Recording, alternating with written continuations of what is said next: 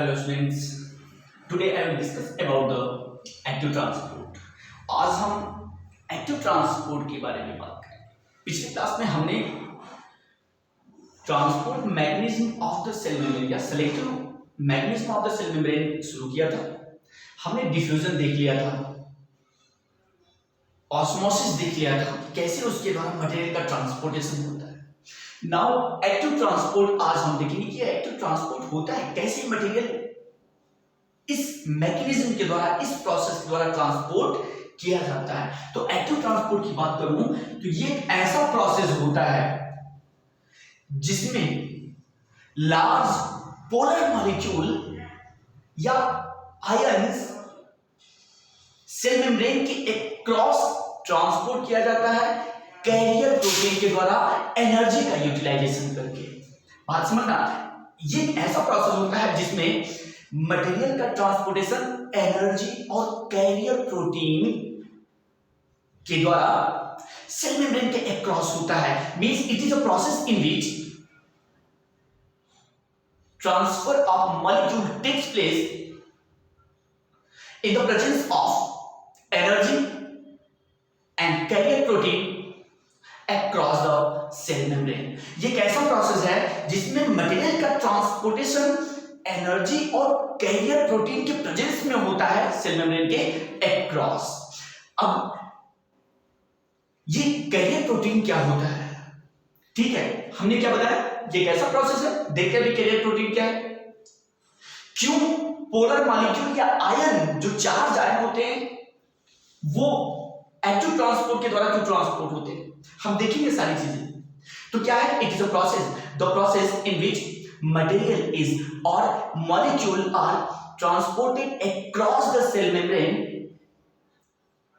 Bye carrier protein in the presence of energy, or you can say by the utilization of energy, is called active transport. ऐसा process जिसमें molecule का cell membrane से transportation carrier protein और energy के presence में हो, उसे हम एक्टिव ट्रांसपोर्ट कहते हैं। ये यूनिडायरेक्शनल होता है। क्या होगा, यूनिडायरेक्शनल होगा। पोलर, हमने क्या कहा, पोलर और चार्ज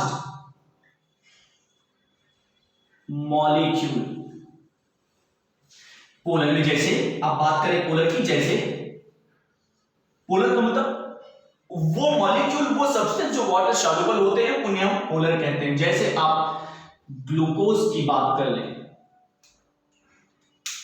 ग्लूकोज को आप देख लें,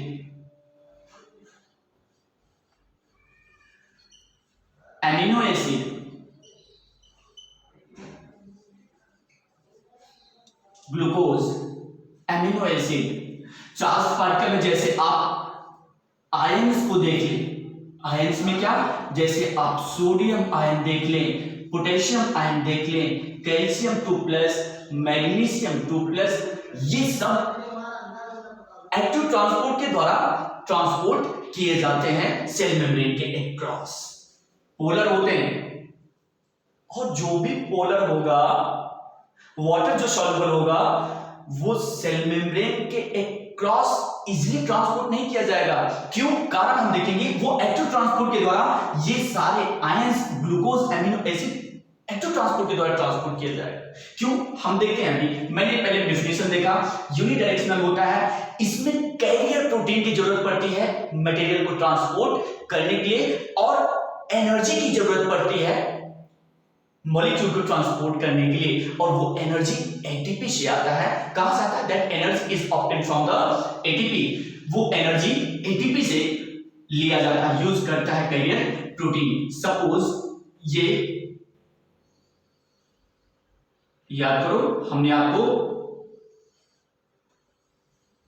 जब सेल मेम्ब्रेन का स्ट्रक्चर आपको बताया था,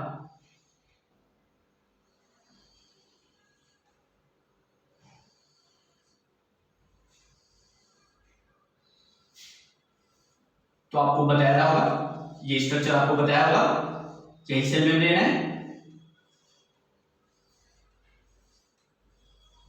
यही सेल मेम्ब्रेन, ठीक है। हमने आपको यह भी बताया था इसी के ऊपर प्रोटीन लेयर होती है।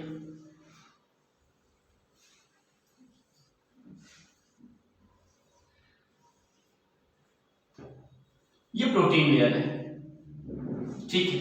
एक्सट्रिंसिक प्रोटीन है, याद करो आप, ये इंट्रिंसिक प्रोटीन था, ये लिपिड लेयर था अपना।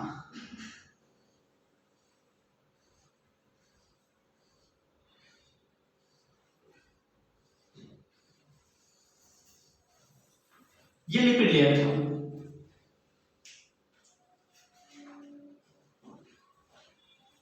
ठीक है।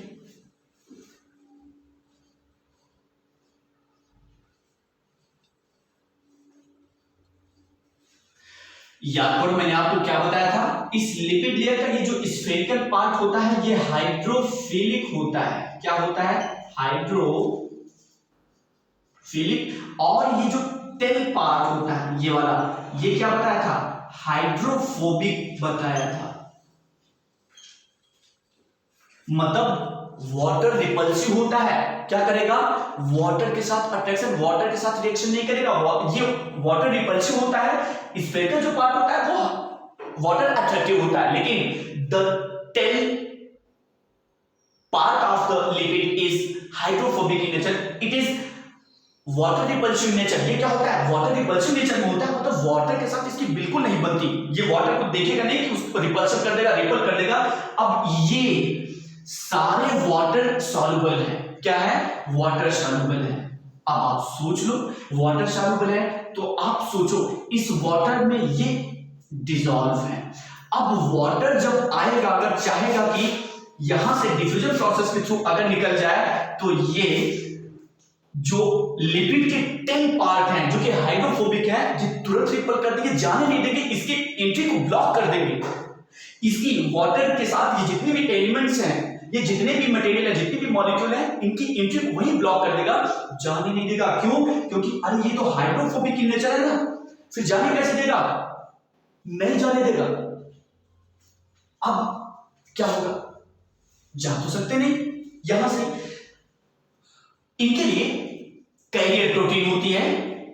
ये सपोज दैट ये कैरियर प्रोटीन है, कैरियर प्रोटीन होती है। ये कैरियर प्रोटीन में स्पेसिफिक बाइंडिंग साइट होती है। कैरियर प्रोटीन हैज वन और more binding site that bind with these molecule. इन मॉलिक्यूल के साथ ये क्या करेंगे? बाइंड करेंगे,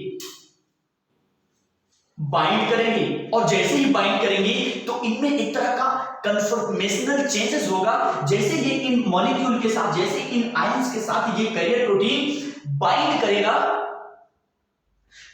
तो इनमें कन्फर्मेशनल चेंजिंग होगी, इनमें परिवर्तन होगा। और फिर ये एटीपी एनर्जी लेंगी। क्या लेंगी? एनर्जी यूज करेगा, और एनर्जी यूज करके फिर अपने शेप को चेंज कर देगा और ओपन हो जाएगा, जिसके द्वारा ये मॉलिक्यूल सेल के अंदर इंटर कर जाएगा। तो अभी तो मैंने ये बताया कि ये क्यों ये मॉलिक्यूल पोलर है, और पोलर क्यों इसके थ्रू नहीं जा सकते, हमने वो कारण बताया। Because tail part of the lipid are hydrophobic in nature and they will repel this molecule, क्योंकि ये हाइड्रोफोबिक है। तो ये सब वाटर सॉल्युबल है, ये सब पोलर है, और पोलर मॉलिक्यूल वाटर में सॉल्युबल होंगे, तो ये क्या होगा? और ये तो हाइड्रोफोबिक है, वाटर को क्या कर देगा? रिपल कर देगा, इनको रिपल कर देगा, जाने नहीं देगा। तो ये कैरियर प्रोटीन के थ्रू जाएंगे। अब देखते हैं कि कैरियर प्रोटीन कैसे इनकी ट्रांसपोर्टेशन करेगा, हम वो देखते हैं।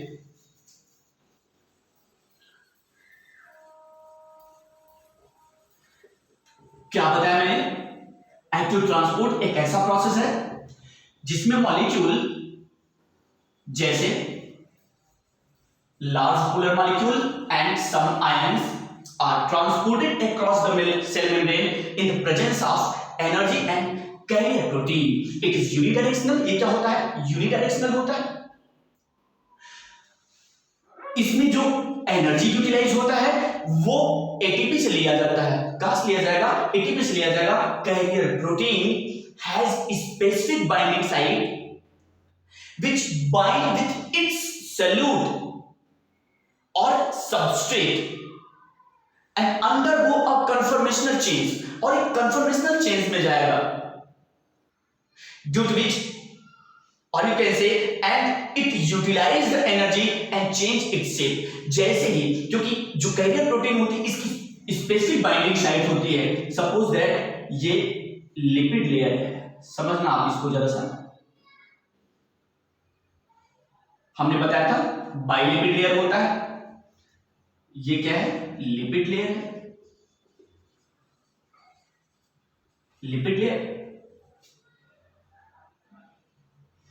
अब यहां पर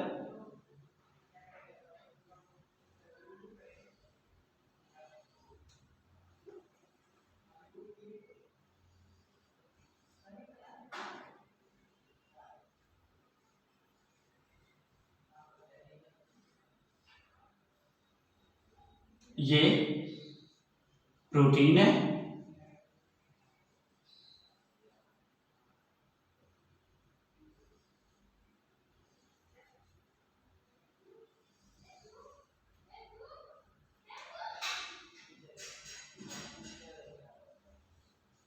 ये लिपिड लेयर,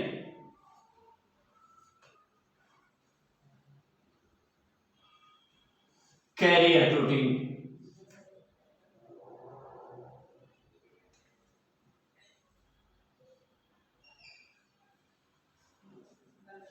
कैरियर प्रोटीन है, कैरियर प्रोटीन, लिपिड लेयर। हमने आपको सिमिलरिटी स्ट्रक्चर बताया था, याद करो आप, लिपिड लेयर है। Suppose this is the molecule, molecules हैं, सेल्यूटॉप कह लो या सबस्ट्रेट कह लो, क्योंकि यहां पे carrier protein as a enzyme act करेगा, ठीक है। सपोज दैट हमने कहा जो एक्टिव ट्रांसपोर्ट के द्वारा पोलर मॉलिक्यूल, तो आप इसे चाहे पोलर मॉलिक्यूल समझ लो या आयन समझ लो। अब ये लिपिड लेयर के द्वारा तो आ नहीं सकता, डिफ्यूजन यहां से तो आ नहीं सकता। क्यों नहीं आ सकता? Because lipid layer hydrophobic in nature होता है। लिपिड लेयर का जो टेल होता है हाइड्रोफोबिक इन नेचर होता है, तुरंत रिपल्शन कर देगा, जाने नहीं देगा, स्किन ब्लॉक कर देगा। नाउ अब दीज पोलर मॉलिक्यूल और charged ion are transported by the carrier protein. Carrier protein are carrier protein has a specific binding site which bind with these molecule. क्या करेगा? अब ये कैरियर प्रोटीन इन molecule के साथ बाइंड करेगा, और बाइंड करेगा तो होगा क्या, जरा देखना। जैसे ये इस मॉलिक्यूल के साथ बाइंड करेगा तो इसमें कुछ परिवर्तन होगा। when carrier protein bind with the specific molecule or these polar or ions, it will undergo conformational changes and utilize energy to change its shape. जैसे ये बाइंड करेगा, इसमें कुछ परिवर्तन होगा, फिर ये तुरंत एनर्जी का यूटिलाइज करके अपने शेप को बदल देगा। ये देखो, जैसे ही मॉलिक्यूल इसके अंदर आया, जैसे ही मॉलिक्यूल इसके अंदर आया, जैसे ही इसने इस मॉलिक्यूल के साथ बाइंड किया, देखिए ये मॉलिक्यूल बाहर था, ये जैसे ही इस कैरियर प्रोटीन के साथ बाइंड किया, ये क्या होगा, इसमें कुछ परिवर्तन होगा, इसमें कुछ कन्फर्मेशनल चेंजेस होंगे, फिर ये एनर्जी का यूटिलाइजेशन करेगा। अब देखें ये एनर्जी यूज कर रहा है, हमने यहां दिखा दिया। एनर्जी ये लेगा, कहां से लेगा, एटीपी सेल से लेगा, लिया और फिर तुरंत क्या कर देगा, ये अपने शेप को बदल देगा। When binding site of carrier protein bind with the specific solute और specific substrate, it will undergo conformational changes. Now it utilize the energy. अब ये क्या करेगा, एनर्जी का यूटिलाइजेशन करेगा। क्या करेगा, एनर्जी लेगा, ये एनर्जी का यूटिलाइजेशन किया और अपने शेप को चेंज कर देगा, मतलब कि चैनल को ओपन कर देगा। It will utilize energy and change its shape to open the channel. तुरंत ये क्या कर देगा, अपने चैनल को ओपन कर देगा और मॉलिक्यूल को अंदर की तरफ क्या कर देगा, रिलीज कर देगा। ये देखो मॉलिक्यूल क्या हो गया, निकल गया, बाहर निकल गया। कहां निकल गया, release inside the cell. Cell के बाहर ये रिलीज हो गया। कौन, सेल के बाहर नहीं, सेल के अंदर ये रिलीज हो गया। कहां हो गया, सेल के अंदर ये रिलीज हो गया। दूसरी चीज आप क्या याद रखोगे, नोट करके लिखना, एक्टिव ट्रांसपोर्ट में मटेरियल का जो ट्रांसपोर्टेशन होता है, मॉलिक्यूल का जो ट्रांसपोर्टेशन होता है, that is against the concentration gradient. Most important in active transport, in active transport movement of material takes place against the concentration gradient। concentration gradient के concentration difference के अपोजिट होगा। मतलब एक्टिव ट्रांसपोर्ट में molecule low concentration से high concentration की तरफ transport होगा। मतलब लो कंसंट्रेशन से कहां, हाई कंसंट्रेशन की तरफ ट्रांसपोर्ट होगा। सपोज दैट अगर मैं बात करूं, ये जो मॉलिक्यूल है, आप यूं समझें ये एक्सटर्नल इन्वायरमेंट है, एक्सटर्नल इन्वायरमेंट ऑफ सेल, और ये इंटरनल इन्वायरमेंट ऑफ सेल है। मतलब ये सेल के बाहर का इन्वायरमेंट और सेल क्या कर रहा है, इसको घेर रहा है, तो सेल का इंटरनल इन्वायरमेंट है। जाने नहीं देगा इसको। ये क्या है, इंटरनल इन्वायरमेंट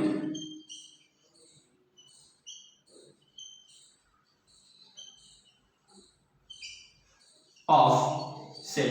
इधर सेल का एक्सटर्नल इन्वायरमेंट जिनमें ये स्पेसिफिक मॉलिक्यूल, जैसे पोलर कोई मॉलिक्यूल हो, ग्लूकोज समझ लो, एमिनो एसिड समझ लो, या कोई आयन हो जैसे सोडियम आयन, पोटेशियम आयन, ये यहां प्रेजेंट है। अब ये सेल का एक्सटर्नल इन्वायरमेंट, इंटरनल इन्वायरमेंट में इनकी मात्रा ज्यादा है, बहुत ज्यादा है। ये बाहर मैंने 3 दिखाया, आप यहां 5 दिखा दो।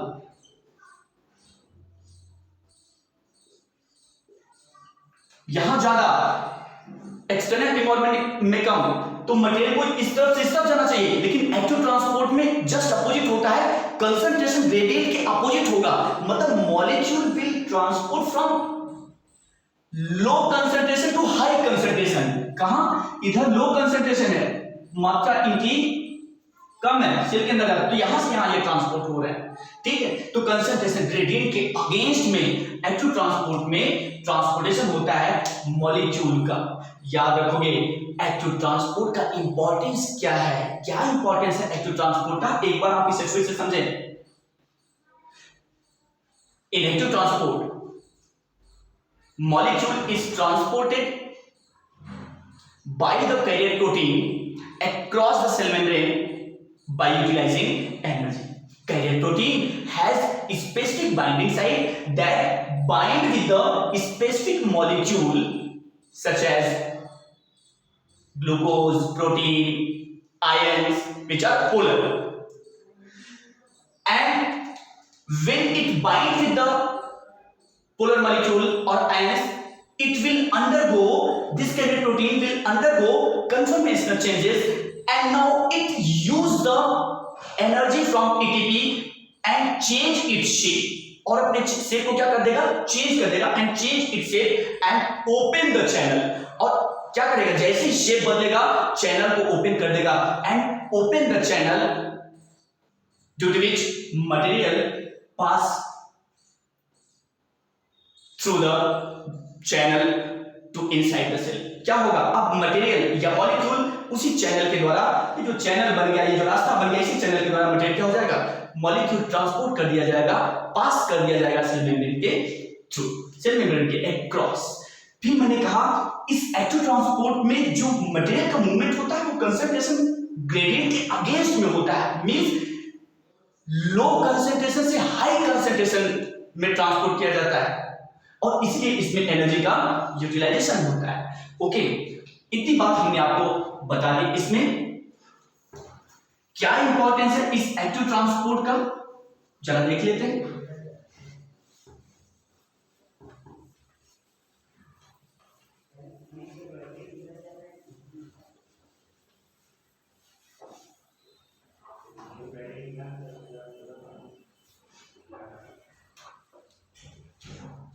क्या सिग्निफिकेंस क्या है इस एक्टिव ट्रांसपोर्ट का, जरा समझना।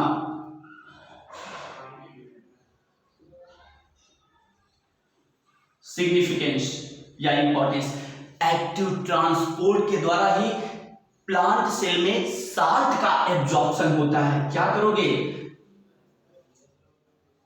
इन प्लांट सेल में साल्ट का एब्जॉर्प्शन होता है। Salt absorption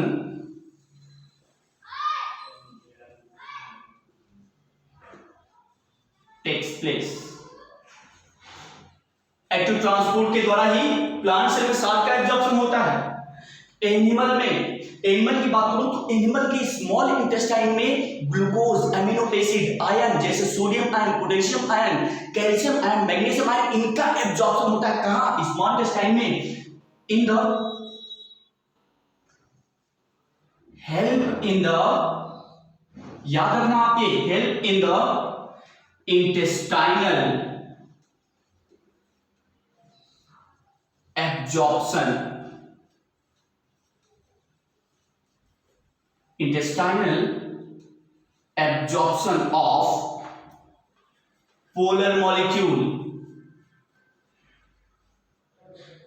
large polar molecule है ना, large polar molecule जैसे ग्लूकोज,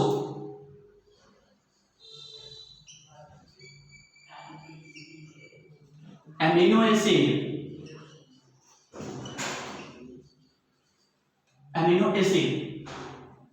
एंड आयंस जैसे sodium ion, potassium ion, calcium 2+, magnesium 2+। Help in intestinal absorption of polar molecule जैसे ग्लूकोज, अमीनो एसिड और आयंस के भी एब्जॉर्प्शन में sodium ion, potassium ion and magnesium ion, इनके absorption में ये हेल्प करता है हमारे इंटेस्टाइन में, हेल्प इन द, ठीक है। तीसरा, नर्व इंपल्स से कंडक्शन में हेल्प करता है, जिसमें help in nerve impulse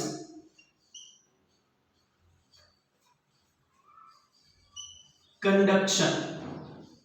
nerve impulse conduction में हेल्प करता है। ये नर्व इंपल्स क्या था, इंपल्स आप यूं समझो कि इट इज जो नर्व के द्वारा, है ना, नर्व में जो स्टिमुलस ट्रेवल होता है, जो मैसेज होता है, उसी को स्टिमुलस कहते हैं, उसी को आप इंपल्स समझ लो।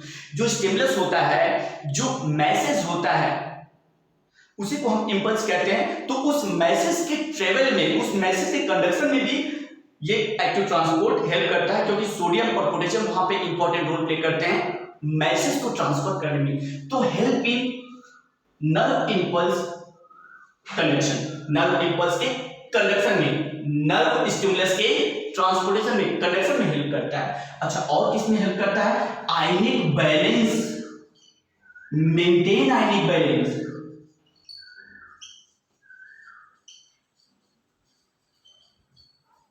Maintain ionic balance in our body. हमारी बॉडी में आयनिक बैलेंस भी क्या करता है, ये मेंटेन करता है। कौन, एक्टिव ट्रांसपोर्ट हमारे बॉडी में आयनिक बैलेंस, मतलब आयनिक बैलेंस, आयन को बैलेंस रखता है। कौन, एक्टिव ट्रांसपोर्ट। ये चीजें आप याद रखोगे। एक्टिव ट्रांसपोर्ट हमने आपको बताया। कैरियर प्रोटीन होता क्या है, कितने तरह के कैरियर प्रोटीन होते हैं, हम आप इस पर एक अलग से वीडियो लेक्चर बना देंगे। कैरियर प्रोटीन कितने तरह का होता है, कई तरह के होते हैं। कैरियर प्रोटीन, चैनल प्रोटीन होता है, कैरियर प्रोटीन होता है। जो ट्रांसपोर्टर प्रोटीन की मैं बात कर रहा हूं, ट्रांसपोर्टर प्रोटीन कई तरह का होता है। चैनल प्रोटीन होता है, कैरियर प्रोटीन होता है। अब ये कैरियर प्रोटीन भी कई तरह का होता है, यूनिपोर्ट होता है और कपल्ड कैरियर प्रोटीन ट्रांसपोर्टर होता है, और वो भी सिम्पोर्ट होता है और एंटीपोर्ट होता है। तो उसमें हम अलग से एक वीडियो लेक्चर बनाएंगे जिसमें ट्रांसपोर्टर प्रोटीन के बारे में बात करेंगे, ठीक है। अच्छा, हमने ग्लूकोज अमीनो एसिड तो बता दिया, फैटी एसिड, अरे फैट्स का, लिपिड का ट्रांसपोर्टेशन कैसे होता है, लिपिड कैसे सेल से ट्रांसपोर्ट किया जाता है, लिपिड कैसे मूव करेगा सेल मेम्ब्रेन के cross. Lipid is poorly polar solvent होता है, मतलब ये बहुत ज्यादा तो नहीं घुलता वाटर में, लेकिन कुछ डिसॉल्व होता है। तो हम कहते हैं कि lipid is poorly polar molecule because it is poorly soluble in water. अगर ये वाटर में सॉल्युबल होता तो लिपिड के द्वारा ये ट्रांसपोर्ट तो नहीं हो पाता, असंभव सी बात है कि ये लिपिड के द्वारा ट्रांसपोर्ट हो जाए। ये देखो, ये कैरियर प्रोटीन है, लिपिड मॉलिक्यूल है, मान लो लिपिड मॉलिक्यूल है ये। अब अगर ये पोलर होता, वाटर सॉल्युबल होता, तो कभी ट्रांसपोर्ट नहीं होता, क्योंकि लिपिड क्या है, हाइड्रोफोबिक। जो लिपिड का टेल है that is the hydrophobic, water repulsive है, ये कभी इसे वाटर के साथ डिसॉल्व होकर जाने नहीं देता। लेकिन ये पुअरली क्या है, पुअरली सॉल्युबल है, बहुत कम डिसॉल्व होता है। डिसॉल्व तो होता है, तो होता क्या है, इस लिपिड के चारों तरफ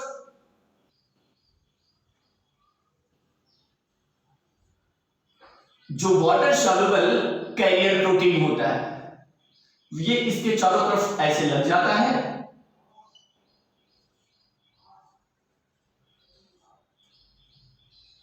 ऐसे।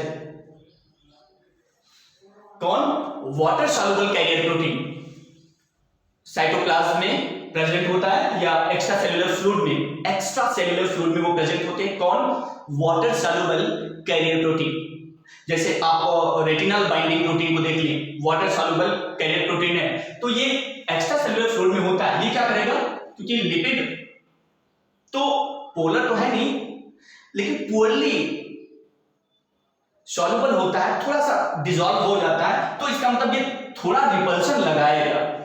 लिपिड का जो टेल होगा ये भी थोड़ा सा रिपल्शन लगाएगा, तो करेगा क्या, होगा क्या, ये जो वाटर सॉल्युबल कैरियर प्रोटीन होता है, it will attach with the surface of lipid. ये क्या होगा, लिपिड के सरफेस पे जुड़ जाएगा। अब क्योंकि ये एक बाउंड्री बना दिया, तो अब ये लिपिड लेयर इसके कांटेक्ट में आएगा नहीं, तो बड़े आसानी से फैसिलिटेटेड डिफ्यूजन के द्वारा बड़े इजीली ये डिफ्यूज कर जाएगा। कहां, लिपिड से होते हुए बड़े इजीली डिफ्यूज करके चला जाएगा सेल के अंदर। सो अगर आप लिपिड की बात करेंगे तो ये जनरली नॉन पोलर, आप कह लें कि नॉन पोलर होता है, which is transported by the water soluble carrier protein through the aqueous compartment, aqueous space of the cell membrane, जो सेल मेम्ब्रेन के aqueous space से ट्रांसपोर्ट कर दिया जाता है।